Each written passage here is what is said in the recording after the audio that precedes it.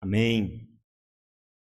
Irmãos, abram a sua Bíblia no Evangelho de Marcos, no capítulo 8, versículos 14 a 21. Estamos nos cultos de domingo à noite, seguindo essa série de pregações no Evangelho de Marcos. Já estamos nesse capítulo que marca a metade do Evangelho. E isso tem sido uma experiência maravilhosa, irmãos, de poder, semana após semana, com calma, aprender com o Senhor Jesus, com as palavras e as obras do nosso Salvador. Isso tem sido maravilhoso. E hoje vamos voltar mais uma vez para este Evangelho, capítulo 8, versículos 14 a 21. Diz assim a palavra do nosso Deus. Ora, os discípulos se esqueceram de levar pão, e no barco não tinham consigo senão um só. Jesus os preveniu, dizendo: fiquem atentos e tomem cuidado com o fermento dos fariseus e com o fermento de Herodes. E eles começaram a discutir entre si, dizendo: ele diz isso porque não temos pão.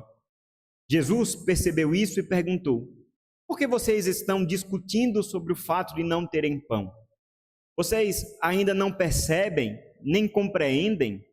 Têm o coração endurecido? Tendo os olhos, não veem? E tendo ouvidos, não ouvem? Não se lembram de quando parti os 5 pães para os 5.000? Quantos cestos cheios de pedaços vocês recolheram? Eles responderam: 12. E de quando partiu os 7 pães para os 4.000, quantos cestos cheios de pedaços vocês recolheram? Responderam: 7. Ao que Jesus lhes disse: vocês ainda não compreendem? Até aí a palavra do Senhor. Vamos orar mais uma vez? Senhor, muito obrigado, Pai, por Tua palavra. Te louvamos porque temos acesso à revelação, à Escritura Sagrada. E o nosso desejo nessa noite é que o Senhor fale ao nosso coração. Teu Espírito Santo nos leve à verdade do Senhor, que possamos, por meio da exposição da palavra, contemplar a Tua beleza, contemplar a Tua vontade para a nossa vida, aquilo que precisamos corrigir em nosso caminhar, em nosso coração, Pai. E acima de tudo, que o Teu Evangelho, a glória do Teu Evangelho possa brilhar mais forte, Senhor, diante de nós nessa noite. E esse é o nosso desejo, Pai, para a glória do Teu santo nome, para o nosso crescimento, para a nossa alegria completa no Senhor. Em nome de Jesus. Amém. Mais uma vez, irmãos, nós temos uma interação entre Jesus e os seus discípulos que é marcada pela insistência ou pela perseverança de Cristo em ir modelando, talhando o coração duro daqueles homens que ele mesmo chamou. Nós temos visto ao longo do Evangelho de Marcos, e podemos ver isso também nos outros evangelhos, nos demais evangelhos, que uma grande marca dos 3 anos de ministério público de Jesus, enquanto ele proclamava a sua mensagem, enquanto ele fazia milagres, enquanto ele fazia aquilo que ele veio fazer, demonstrar a glória de Deus, especialmente na pregação do Evangelho do Reino, nós sabemos também que uma parte importantíssima do ministério de Jesus era ter de lidar com aqueles discípulos, era usar cada oportunidade, usar cada conversa, cada viagem, cada situação, seja ela positiva ou negativa, para trabalhar no coração, moldar o coração daqueles homens. E mais uma vez nós encontramos aqui uma conversa em que os discípulos mostram que são muito parecidos conosco, são muito parecidos, pelo menos eu me vejo muito nesses homens. Eles têm o seu coração muitas vezes endurecido, coração difícil, uma mente rápida em esquecer, precisam constantemente serem chamados, levarem um puxão de orelha espiritual da parte do seu Mestre Jesus. E o nosso desejo, irmãos, é que o Senhor, assim como esses homens tiveram esse privilégio, que nós no Espírito e por meio da palavra, possamos também ser dia a dia, em todas as situações, moldados pela vontade boa, perfeita e agradável do nosso Senhor, o nosso Deus. A situação aqui é que nós estamos vindo de um milagre. Nós já temos acompanhado vários milagres que aconteceram nas páginas do Evangelho de Marcos até aqui, e pelo menos 2 daqueles que são mais gráficos, aqueles que são mais destacados, aconteceram há pouco tempo. 2 multiplicações de pães e de peixes. Uma diante dos judeus na Galileia, a outra no começo do capítulo 8, agora para um povo de maioria gentílica. Mas, igualmente, aquela maravilha aconteceu. Poucos pães, 5 pães, 2 peixes, 7 pães e alguns peixes sendo repartidos, multiplicados pelo poder de Cristo e sendo distribuídos para satisfazer a fome, a necessidade de multidões. E nós estamos ainda como eu posso dizer, na continuidade dessa cena. Algumas coisas já aconteceram, como nós pudemos ver na última vez em que estivemos pregando no Evangelho de Marcos, aquela interação rápida de Jesus Cristo com os fariseus, que vieram pedir um sinal do céu, e Jesus foi bem duro com eles, dizendo que, na verdade, eles não iam receber sinal nenhum. Na verdade, os sinais já estavam sendo dados. Eles não deveriam ser alimentados na sua incredulidade, deveriam crer. E aqui nós não temos mais os fariseus, nós não temos mais os opositores do ministério de Jesus. Nós temos agora um momento interno, um momento em que Jesus se volta para os seus discípulos, numa viagem, voltando para casa, eles estão no barco. E Jesus, mais uma vez, aproveita essa situação para ensinar e moldar o coração daqueles homens. A situação nós acabamos de ler. De um lado, os discípulos preocupados com uma questão logística, preocupados com uma necessidade urgente que surgiu. Eles não tinham mais pão. Esqueceram de levar pão. E no barco só tinha um. Olha que coisa, né? Veja, 12 homens, mais Jesus, 13 pessoas no barco e um pão só. A gente sabe, como diz a nossa experiência, que crente come. Certamente aquele pão não ia dar. Certamente havia um problema naquele barco. E eles estavam preocupados com isso. Os discípulos preocupados com essa questão material.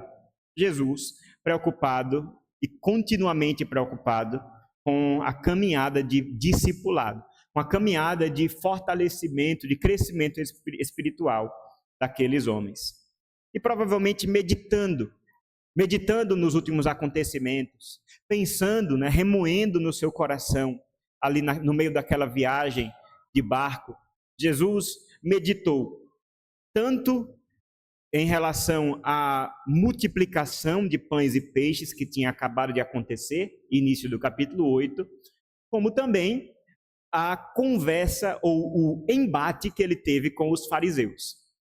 E ele resume o seu alerta com a seguinte repreensão, com a seguinte admoestação, e nós vemos aqui no versículo 15: fiquem atentos e tomem cuidado com o fermento dos fariseus e com o fermento de Herodes. Jesus está ensinando. Eu quero que você imagine essa divisão nessa cena mesmo. O discípulo preocupado com a falta de pão. Jesus preocupado com a vida, com o coração dos seus discípulos. É essa a tensão nessa cena. É essa a tensão aqui nesse episódio. E aqui, irmãos, nós olhando para esse texto, um texto bastante interessante, bastante engraçado até. Eu gosto de olhar os evangelhos também como um tipo de humor, como Jesus nos ensina também por meio da ironia, por meio da confrontação, por meio da demonstração do ridículo que é muitas vezes um coração incrédulo e que não percebe as coisas que estão acontecendo e que Deus está fazendo neste mundo. nós podemos aprender sobre como nós podemos nos esquivar da influência de tudo aquilo que é contrário a Cristo nesse mundo. Como podemos nos esquivar da influência daquilo que é contrário a Cristo nesse mundo? Porque a fala de Jesus ela é muito direta, mas ao mesmo tempo um pouco enigmática. Perceba que é uma parábola que ele conta aqui. Em rápidas palavras, ele chama os seus discípulos e diz: fiquem alertas, tenham cuidado. Os discípulos provavelmente vão esperar. Vai vir agora um ensinamento muito direto. De repente alguma coisa aconteceu e Jesus quer nos alertar dos perigos. Jesus vai nos dizer agora qual é verdadeiramente o caminho que nós devemos seguir, qual é que deve ser a nossa maior preocupação. E Jesus vem com um símbolo. Tenham cuidado com o quê? Com o fermento. Eu fico imaginando os discípulos, assim, um fermento? Qual o problema do fermento? E aí a gente vai precisar falar um pouquinho sobre essa figura, tá certo? Fermento, os irmãos sabem, especialmente aqueles que gostam da culinária, tá certo? Você faz um bolo, ou se você faz um pão, não sei se os irmãos sabem, mas eu estou me aventurando, tá certo? Eu e Bruno, a gente está nessa aí de fazer pão, né? Então, eu estou pesquisando também nessa área, né? Veja como Deus é bom. Ele traz até enriquecimento para o sermão, né? E o fermento é aquele ingrediente, certo? Que você coloca na massa e que aparentemente ele não muda muita coisa. Mas ele vai fazer alguma coisa na massa. Sem o fermento, o bolo, por exemplo, nem funciona, né? Ele não cresce. O pão também fica aquele pão murchinho, né? Pão sem fermento. A gente vai meditar um pouco sobre essa figura e especialmente como ela aparece nas Escrituras, mas trazendo para a nossa experiência, tá certo? O fermento é um ingrediente que ele está lá, parece que não está, mas ele é muito importante, tá certo? E ele é importante por quê? Primeiro, porque ele é aparentemente invisível. Como eu disse, você coloca, ele nem aumenta muito o peso, você coloca só um pouquinho na massa, mas ele é muito potente. Ele faz o seu efeito. E mesmo com uma quantidade desprezível de fermento, nós podemos ver como ele influencia uma grande quantidade de massa. Então, esse é o fermento. Se você parar para lembrar, você pode pensar que no Antigo Testamento havia uma festa cujo principal princípio era não ter fermento no pão. Você for lá em Êxodo capítulo 12, né, depois você pode olhar na sua casa com tranquilidade, você lê todo o capítulo 12 do livro de Êxodo. Você vai estar no contexto ali da libertação do Egito. Deus, por intermédio de Moisés, libertando o seu povo. Antes do povo sair, há uma celebração do Cordeiro Pascal. Um cordeiro que vai ser morto, um por família. Os irmãos sabem, né? Lembram da cena? O sangue do cordeiro é aspergido nas portas. O destruidor, ao passar pelas ruas do Egito, ao descer sobre as cidades do Egito, não tocaria nas portas, nas casas cujas portas estavam aspergidas pelo sangue do cordeiro. Então, essa é a Páscoa. Esse é o acontecimento que inaugura, que representa e que está marcado no coração do povo de Deus do Antigo Testamento a libertação do povo do Egito. Acontece que, de maneira anexa à festa da Páscoa, como uma continuidade, havia também a festa ou a semana dos pães sem fermento, a festa dos pães asmos. Depois da Páscoa, ali no dia 14 do primeiro mês do calendário judaico, se seguiria uma semana inteira em que os judeus, os hebreus, eles não deveriam ter nem fermento na sua casa. Olha que interessante. Qual é a ideia? O fermento ele é ruim em si mesmo? Será que nós, né? Uma pergunta que poderia até surgir, né? Será que os crentes podem comer fermento? E aí? E aquele bolo que você deixou lá em casa, né? Esperando para você comer depois do culto. E aí? Devemos compreender uma coisa, irmãos, e é claro, com muita tranquilidade podemos dizer, na verdade, o fermento, ele desde aquela época, ele é um símbolo.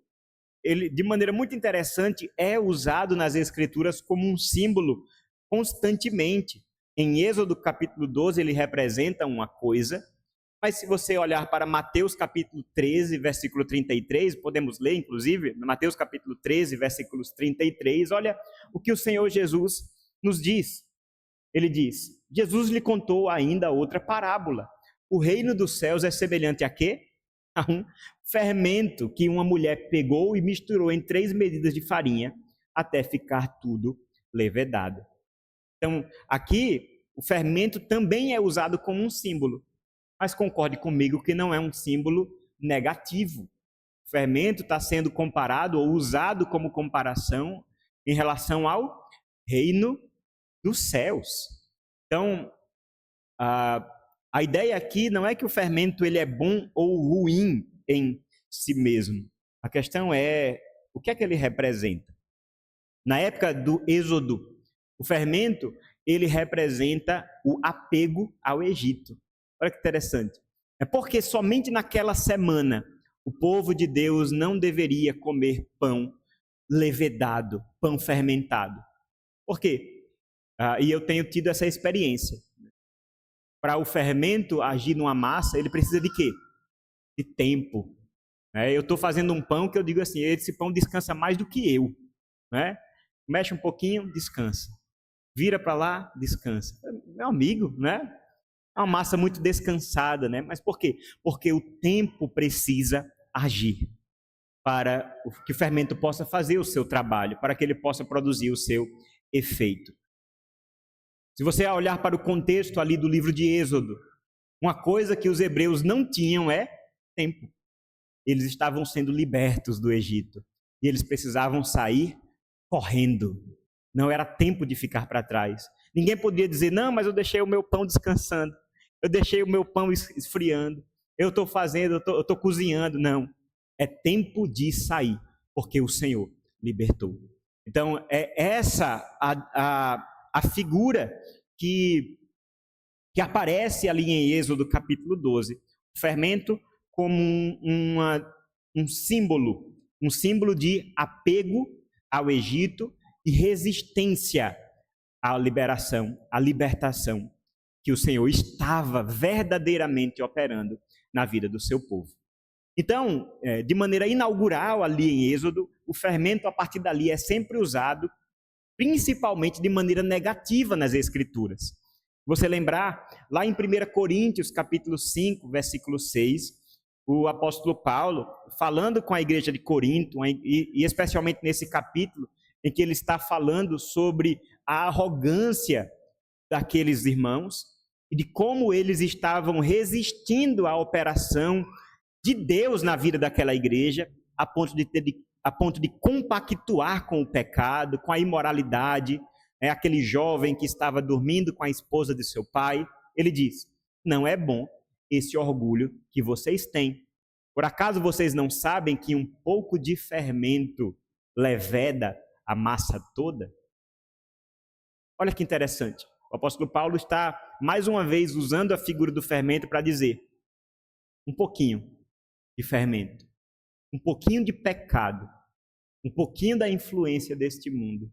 Ele tem o poder, se a gente não cuidar, de influenciar toda a massa. O apóstolo Paulo usa aqui essa figura para tratar o problema específico da igreja de Corinto. Mas isso deve acender o sinal de alerta também em nossos corações. Jesus está aqui olhando para os seus discípulos e dizendo, fiquem alertas, tomem cuidado com o fermento dos fariseus e de Herodes. Tenham cuidado.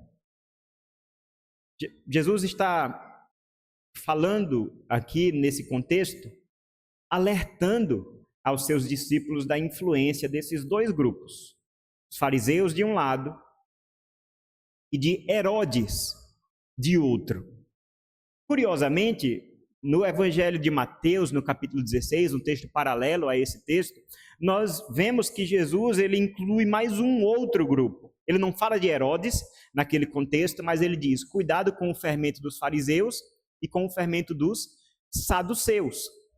Um outro grupo, né, que estava, uma vez ou outra, presente também como opositor do ministério de Jesus. Então, os fariseus, os saduceus e agora também Herodes, ou pelo menos representando aqui aqueles que eram chamados de herodianos, certo? Um grupo de judeus, um tipo de partido político que representavam aqueles que estavam ao redor do rei Herodes, que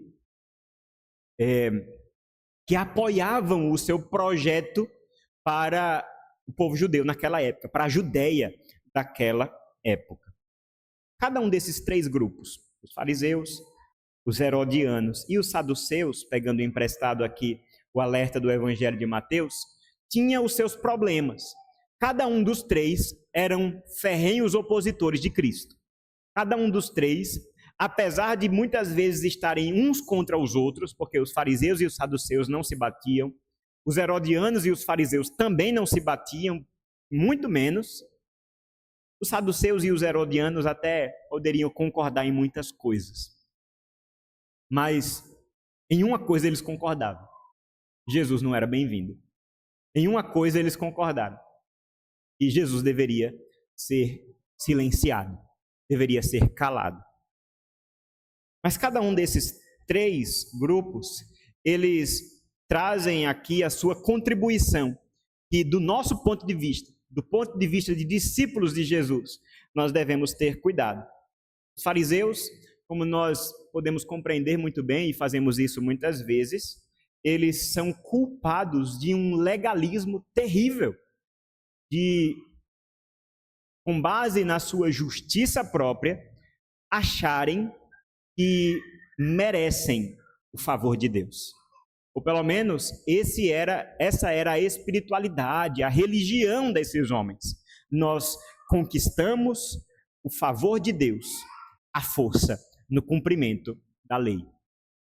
No cumprimento cerimonial, no cumprimento aparente da lei. De maneira que eles eram louvados pelos homens. De maneira que eles eram destacados entre as pessoas. Eles eram os exemplos de boa moral, os exemplos de bons religiosos. Mas Jesus alerta para os seus discípulos: cuidado com eles. Cuidado com o fermento deles. Cuidado com a influência deles na fé de vocês. Nós acabamos de ouvir um debate entre esses homens e Jesus.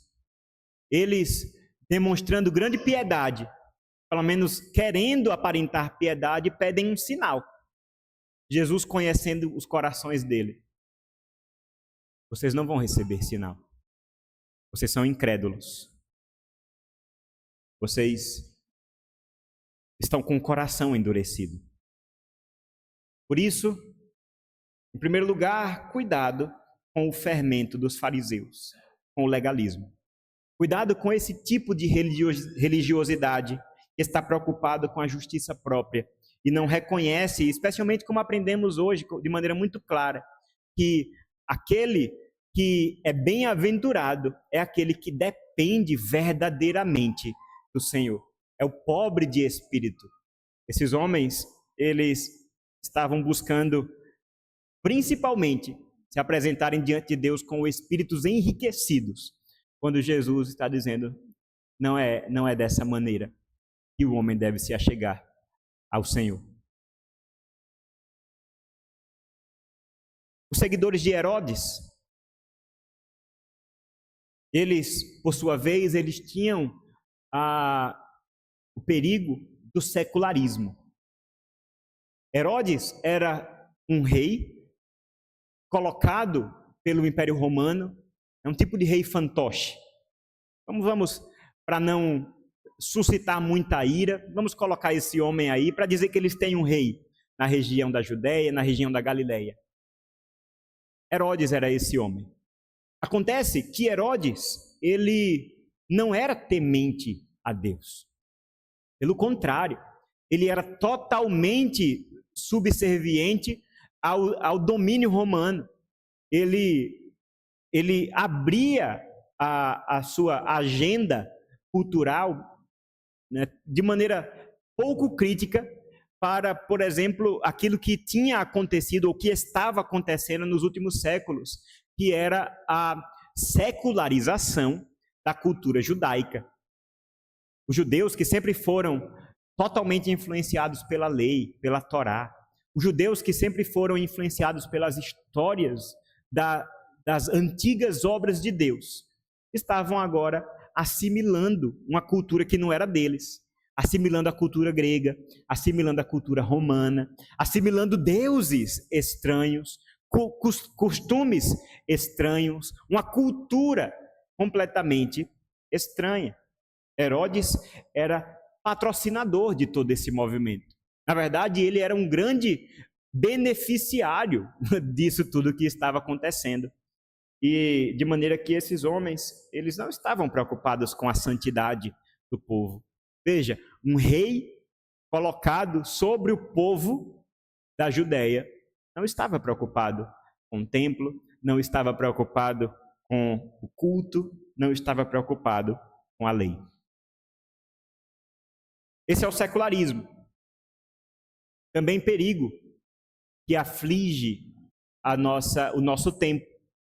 Também um perigo que bate na porta e que tenta nos influenciar.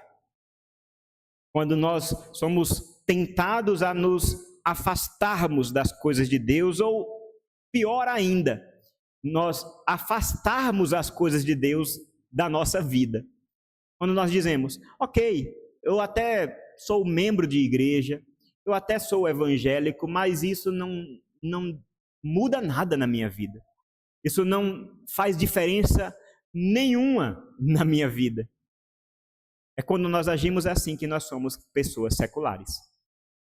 É quando o fato de sermos cristãos não muda como nós vivemos, as nossas escolhas, os nossos princípios, os nossos relacionamentos, a maneira como nós organizamos a nossa vida, como nós gastamos o nosso dinheiro, a maneira como nós criamos os nossos filhos, a maneira como nós nos damos ao prazer, ao descanso, à diversão. Se nada disso não recebe nenhuma gota de influência do fato de nós sermos cristãos, meu irmão, quero dizer com muitas lágrimas nos olhos, que você é um crente secular. É um perigo. É um perigo que ronda as nossas igrejas. Como é fácil hoje ser uma pessoa secular? Perceba que isso não é coisa nova. Jesus está alertando, cuidado com o fermento de Herodes. O outro fermento não está nesse texto aqui, mas pegando emprestado do Evangelho de Mateus, é o fermento dos saduceus. Os saduceus, eles eram aqueles que cuidavam do templo. Normalmente, o sumo sacerdote era do partido dos saduceus. E aí, de repente, você pode pensar, tudo bem. Então, se eles são as pessoas do templo, então eles estão bem espiritualmente. Infelizmente, não. Os saduceus, eles eram marcados pelo ceticismo, eram marcados pela incredulidade. Curiosamente, eles eram pessoas incrédulas. Eles abraçavam apenas uma parte das Escrituras e não criam, por exemplo, no mundo espiritual, não criam na ressurreição, não criam em anjos. Para a religião dos saduceus, as coisas são aqui e agora. Importa você obedecer à lei, importa você ser um bom judeu, e tudo bem. Eles eram céticos. Jesus também alerta contra o ceticismo. Não sejam legalistas, não sejam seculares, não sejam céticos, não sejam incrédulos. Esse é o alerta de Cristo para os seus discípulos.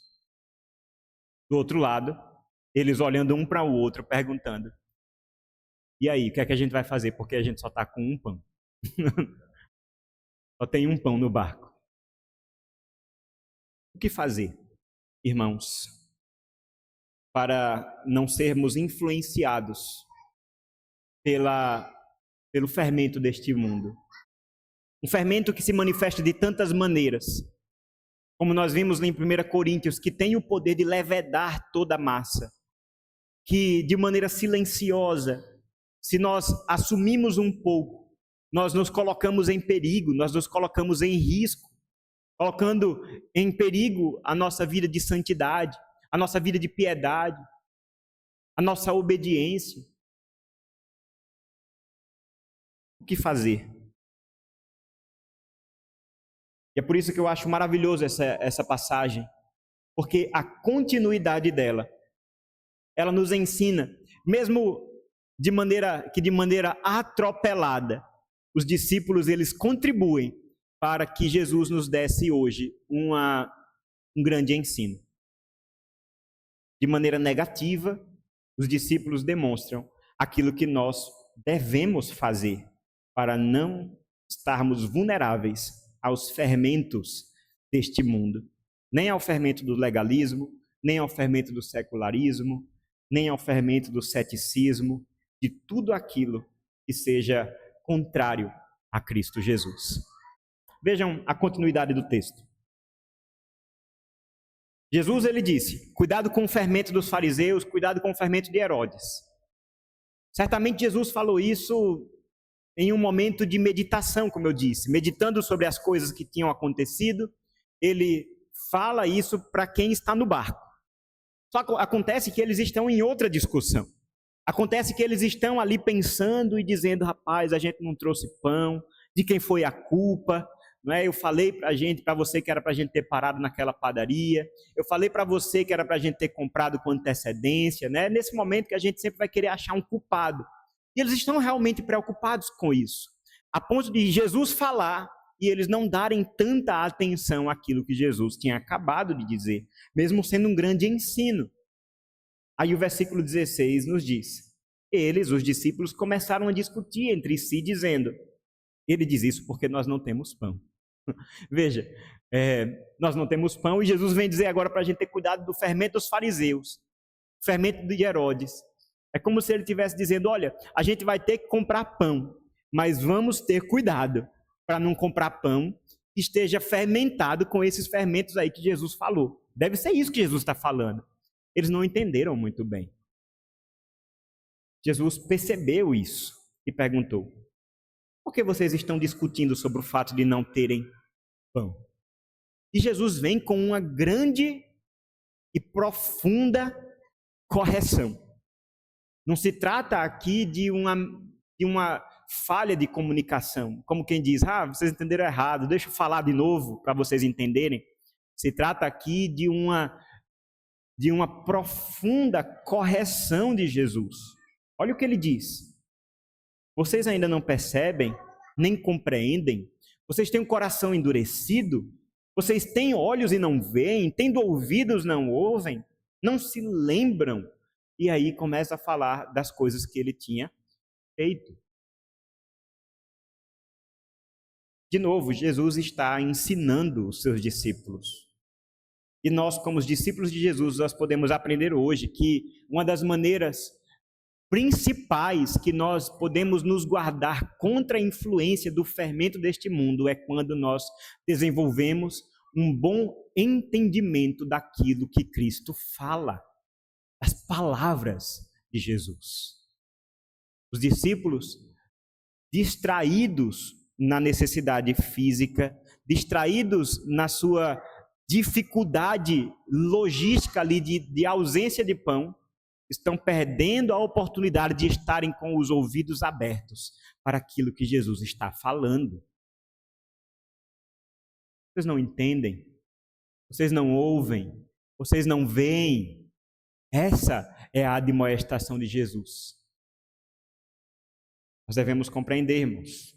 Se nós queremos ser crentes que vivem de acordo com a vontade do Senhor, que querem estar protegidos e guardados do fermento deste mundo, tendo alerta e cuidado aos fermentos dos fariseus e de todos esses que nós podemos ouvir aqui, nós devemos começar e perseverar em aprender as palavras de Jesus. Não tem outra fórmula, não tem outra receita. Você quer ser um crente fiel? Persevere na palavra. Um bom discípulo é aquele que ouve o seu mestre. Um bom discípulo é aquele que está com o ouvido atento. Jesus está falando, é hora de calar. É hora de emudecer para ouvir o mestre.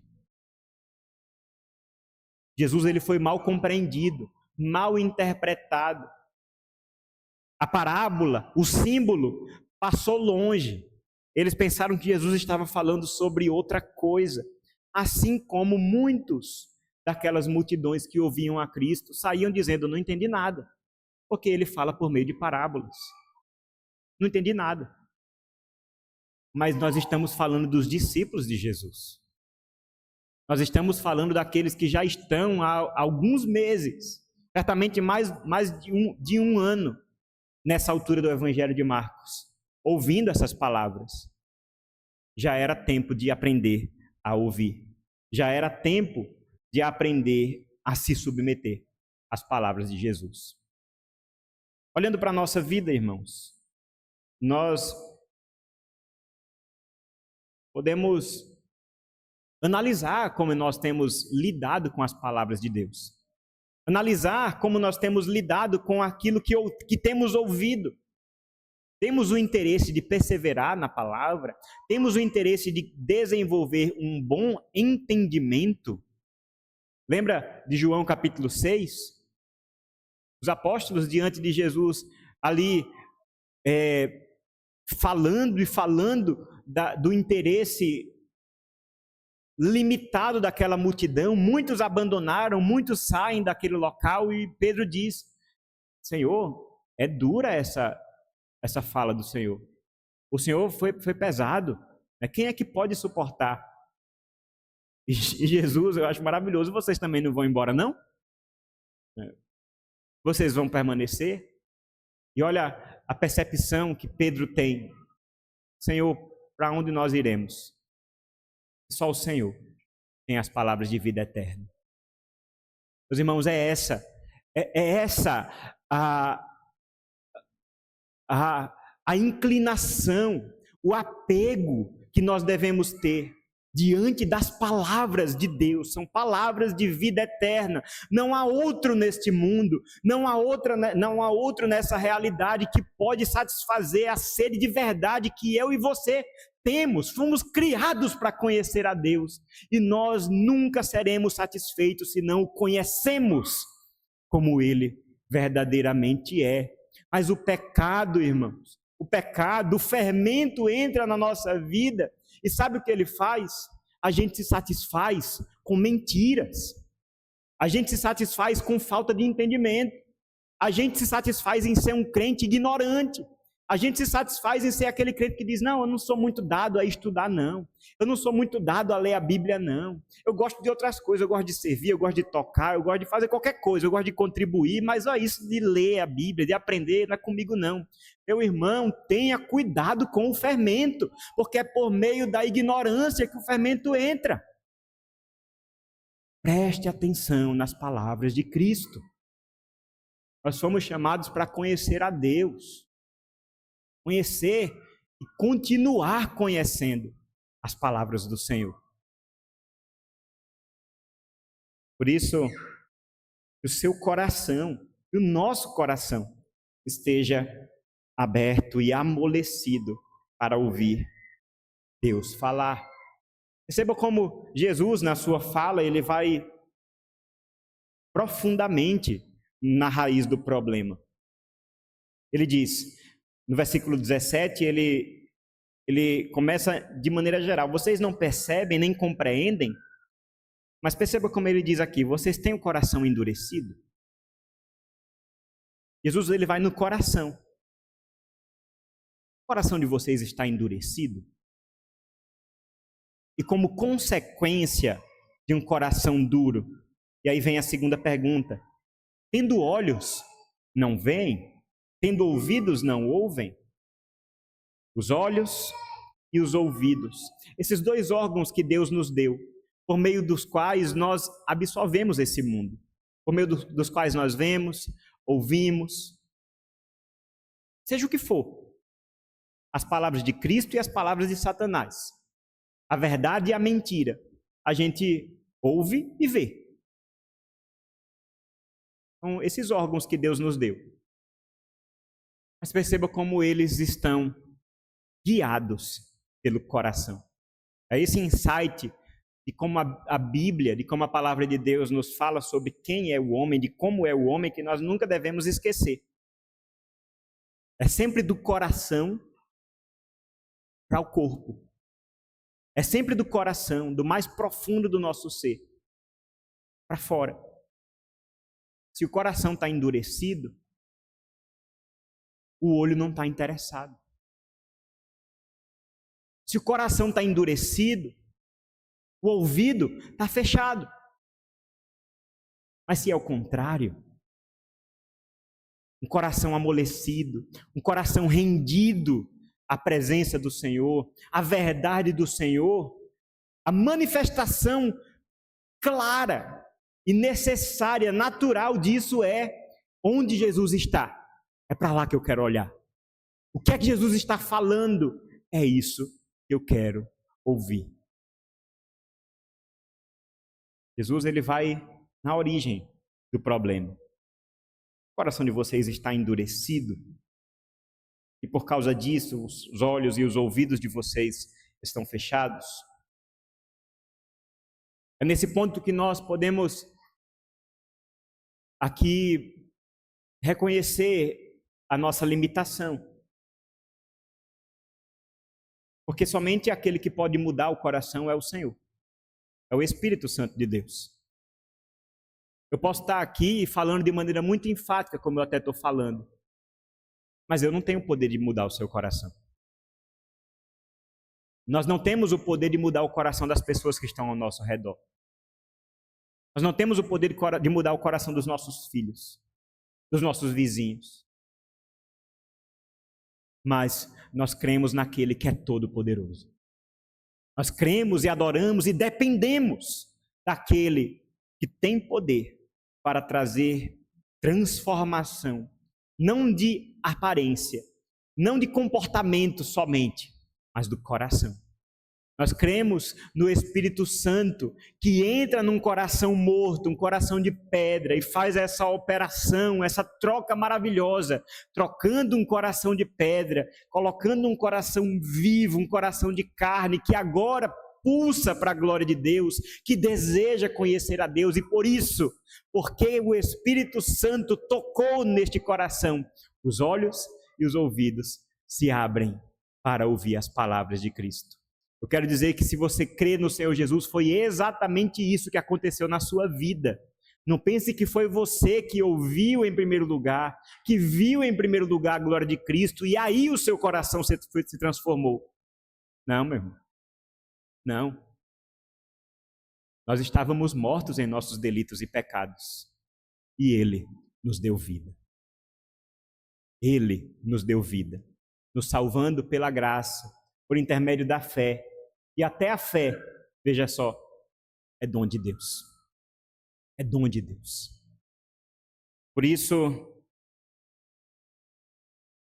os discípulos aqui estão sendo corrigidos. Mas de repente você está dizendo, não, eu amo as palavras de Cristo. Eu amo a glória do Senhor. Que bênção, meu irmão. Persevere, continue. Mas saiba que até isso, foi o Senhor quem fez por nós. Foi o Senhor.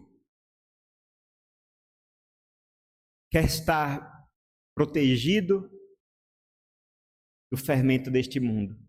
Ame a palavra. Ame a pregação da palavra. Busque compreensão, busque entendimento. Não permita que fiquem lacunas. Não permita que, ou não se contente com a falta de entendimento. Isso não significa que todos nós temos o conhecimento perfeito. Ninguém tem.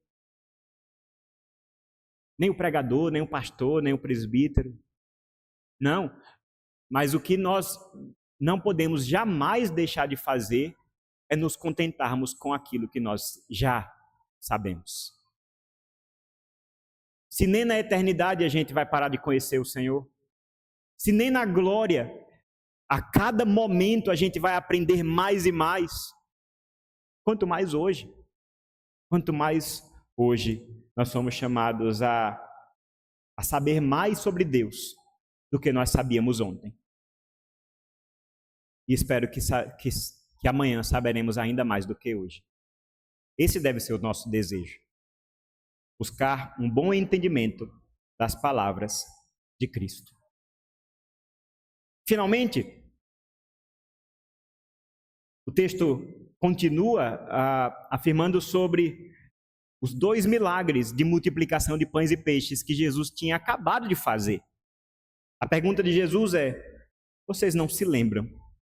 Vocês não se lembram de quando partiu os 5 pães para os 5.000? Quantos cestos cheios de pedaços vocês recolheram? Eles responderam: 12. E de quando partiu os 7 pães para os 4.000? Quantos cestos cheios de pedaços vocês recolheram? Responderam: 7. Ao que Jesus lhes disse: vocês ainda não compreendem? Nós estamos hoje meditando, irmãos, sobre como podemos nos guardar contra a influência daquilo que é contrário a Cristo, contra o fermento deste mundo, daquilo que é contrário ao Evangelho. E nós já vimos que uma boa medida disso consiste em termos um bom entendimento das palavras de Cristo, termos um bom entendimento da doutrina, termos um bom entendimento dos ensinos, da verdade de Jesus. E em paralelo, na verdade, como consequência disso, nós nos tornamos guardados e protegidos da influência deste mundo quando nós lembramos das obras de Deus, quando nós lembramos das obras de Cristo. Os discípulos aqui, eles demonstram ter uma memória muito curta. Jesus acabou de multiplicar pães, de transformar 7 pães para alimentar mais de 4.000 pessoas, sobrando ainda 7 cestos cheios. Jesus literalmente acabou de fazer isso. E aqui os discípulos estão dizendo: rapaz, a gente só trouxe um pão, né? Como nós podemos ouvir aqui na pregação da segunda multiplicação de pães e peixes, mais uma vez, os discípulos estão desesperados por uma coisa que eles sabem que Jesus é a solução. A atitude de fé, a atitude de rendição, de dependência seria: Senhor Jesus, faz de novo, se assim o Senhor quiser. Faz de novo, porque nós confiamos no Senhor. Sabemos que o Senhor é poderoso. Nós já vimos acontecer, nós não duvidamos, nós não somos incrédulos. Faz de novo, Senhor, se assim o Senhor quiser. Mas os discípulos estão aqui mais uma vez, esquecendo de quem era aquele que estava no barco com eles. E Jesus precisa lembrar. Vocês não lembram? Quantos pães, quantos cestos vocês carregaram depois da primeira multiplicação? 12, Jesus. E nessa segunda, quantos cestos vocês carregaram? 7, Jesus. E ainda assim vocês não compreendem. E ainda assim vocês não se lembram das minhas obras. Nós temos visto pela manhã na escola dominical acerca da doutrina da Trindade. E hoje de manhã especialmente nós falamos um pouco sobre a divindade de Jesus. A divindade do Filho de Deus, a segunda pessoa da Trindade. E nós vimos como a divindade de Jesus, ela se revela também naquilo que Jesus faz, nas obras de Jesus. Jesus diz: olha, as minhas obras e as obras do Pai são as mesmas. Esses discípulos estão caminhando com Cristo. Eles precisavam lembrar Eles precisavam ter tudo guardado na memória. Mas eles são rápidos em esquecer. Mas será que isso é luxo só dos discípulos? Será que isso acontecia só com esses 12 homens que estavam naquele barco com o mestre? Ou isso acontece também comigo e com você? Será que a curta memória do nosso coração, ela também não é uma manifestação do pecado em nossas vidas? Eu estou perguntando assim, mas é óbvio que é. É claro que é. Porque a fé, ela é chamada a se lembrar. O povo de Deus no Antigo Testamento constantemente era chamado à lembrança. Veja, nós acabamos de falar da festa da Páscoa, a festa dos pães sem fermento. Deveriam ser celebradas todo ano. Para quê? Para que o povo se lembrasse. Para que o povo não esquecesse daquilo que Deus tinha feito no passado.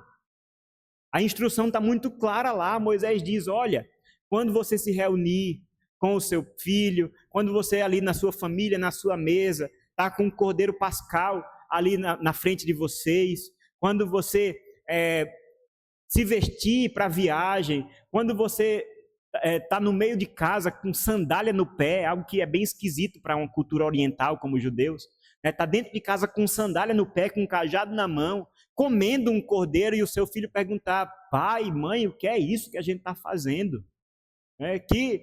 Que ritual estranho é esse que a gente está fazendo?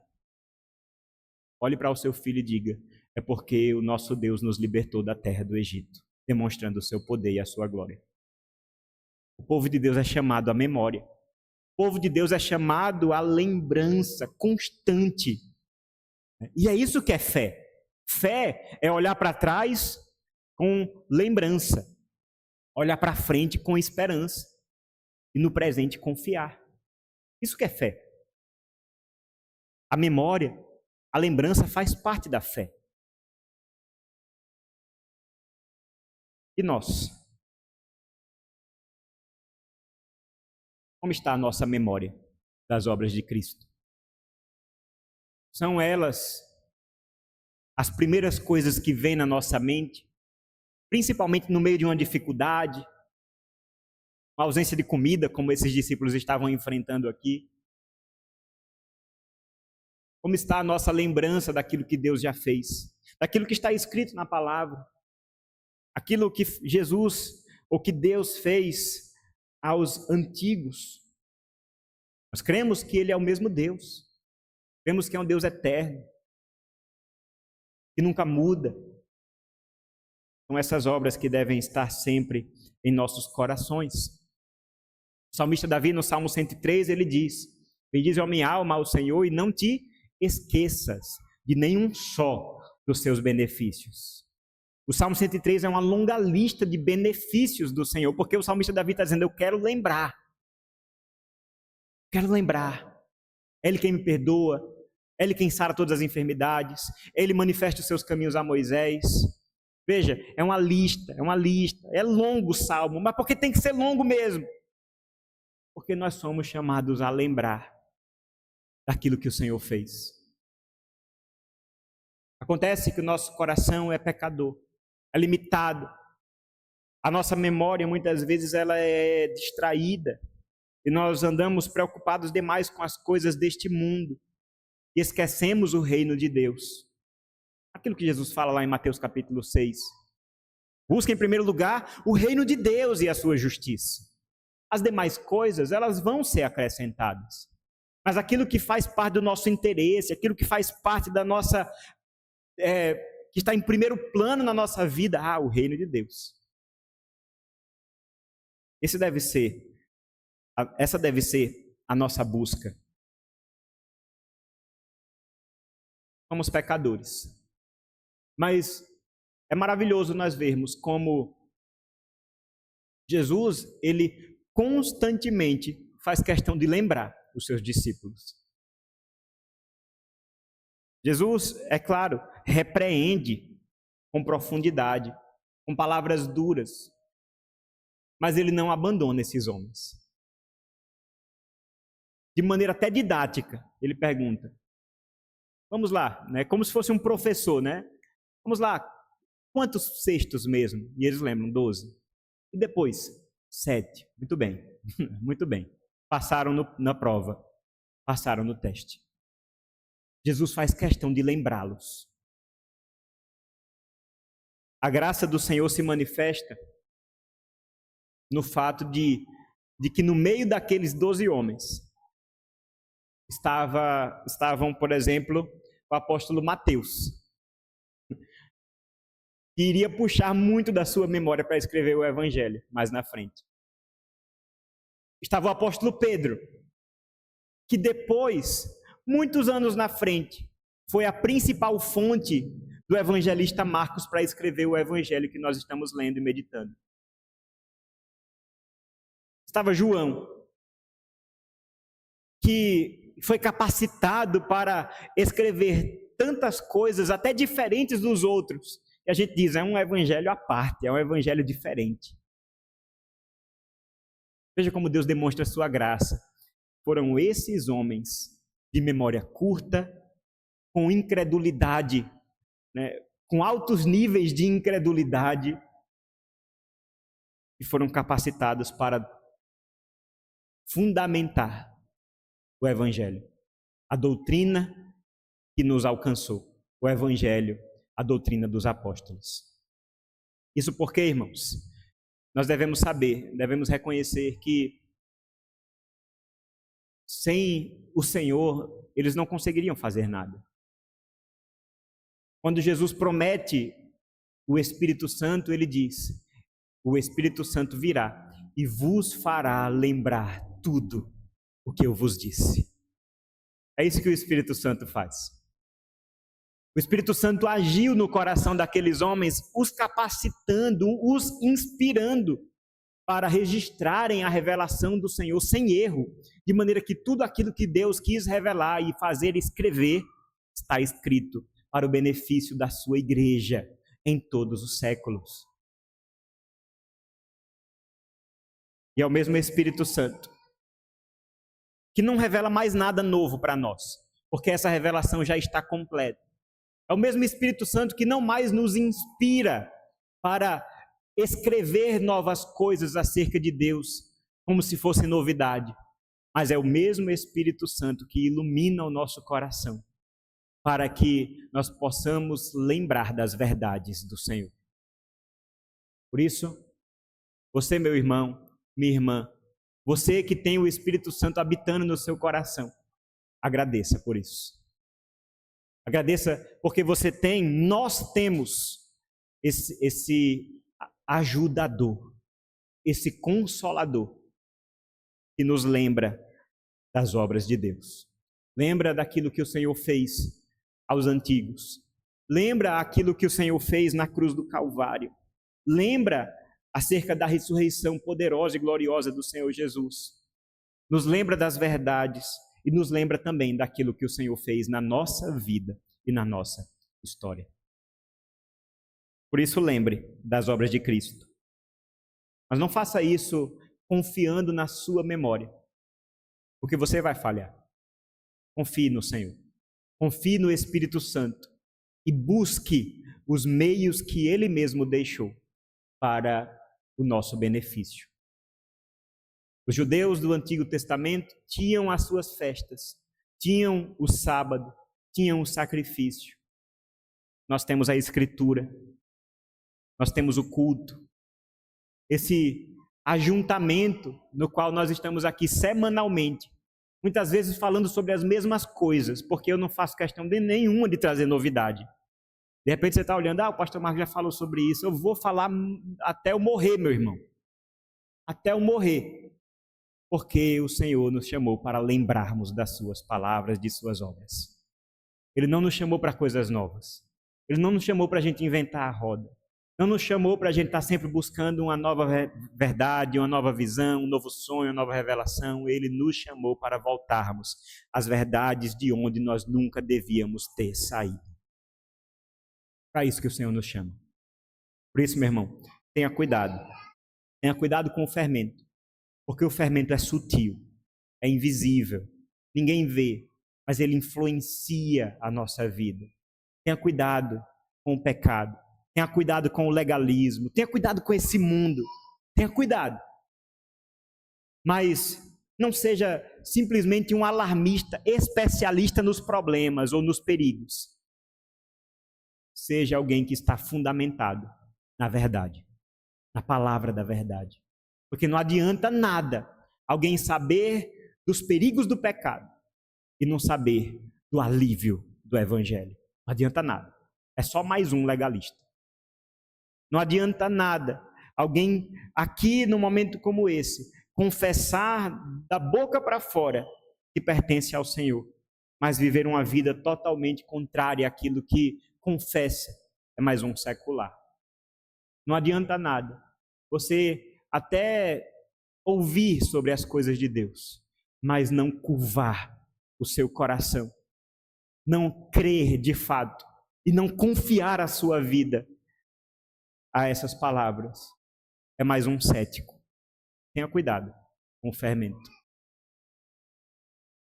Busque bom entendimento da palavra de Deus e lembre das obras de Cristo.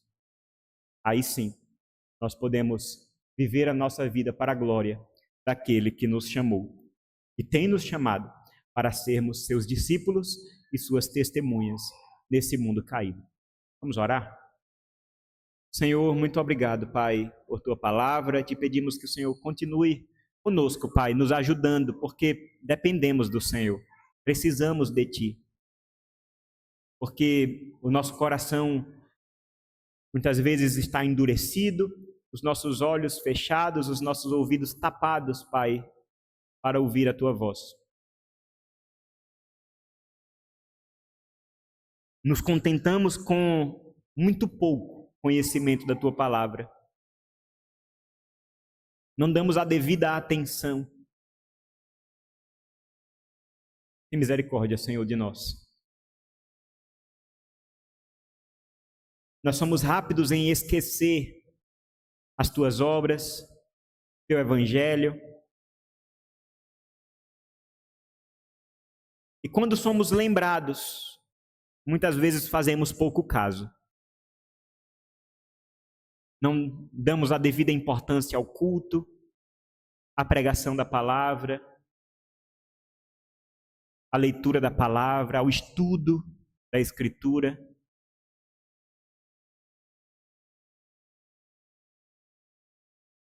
Muitas vezes somos distraídos com as coisas deste mundo. Como se a nossa vida se resumisse somente ao aqui e ao agora.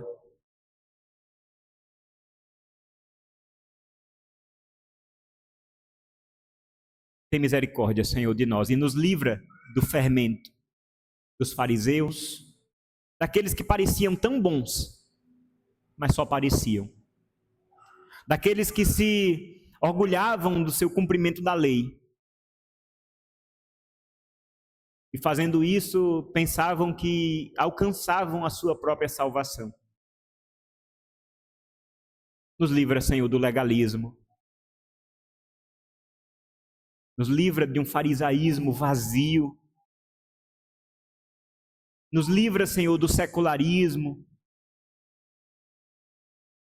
Nos livra do ceticismo, da incredulidade. Que a Tua palavra continue firme no nosso coração. Te peço por cada pessoa que está aqui, o Senhor sabe como cada um de nós está.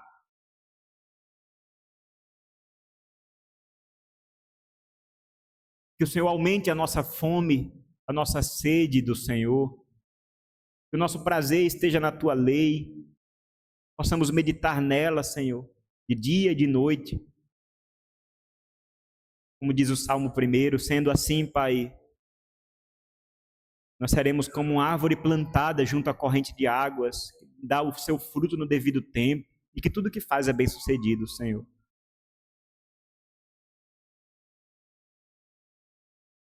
Que as tuas obras possam ser a nossa alegria. Que o teu evangelho, Senhor, a boa nova da salvação, seja uma verdade que esteja sempre firme e fresca nos nossos corações, na ponta da língua, Pai, para compartilharmos, para falarmos dela, Senhor. É aquilo que o Senhor fez. Essa é a nossa alegria. Que essa igreja seja conhecida como uma igreja que ama a tua palavra, que ama o teu evangelho, que não duvida do Senhor, mas que crê, que confia no Senhor. Esse é o nosso desejo, Pai, para a glória do teu santo nome. Muito obrigado por este culto. Muito obrigado, Senhor, porque temos o privilégio de te adorar com muita alegria. Pedimos que o Senhor nos dê uma semana abençoada. Abençoe também aqueles que não puderam estar conosco aqui hoje. O Senhor sabe os motivos. E que todos juntos possamos viver a vida para a glória do Senhor. Esse é o nosso desejo, Pai. Nos fortalece, nos livra do mal, do pecado, Senhor. Livra das tentações. Nos livra do fermento, Senhor, deste mundo. Em nome de Jesus. Recebam a bênção, irmãos. A graça e a paz do Senhor e Salvador Jesus Cristo, o amor de Deus, o nosso bondoso Pai, e a comunhão e a consolação do Espírito Santo estejam sobre todos vocês, sobre toda a igreja de Cristo, em toda a terra, hoje e para sempre.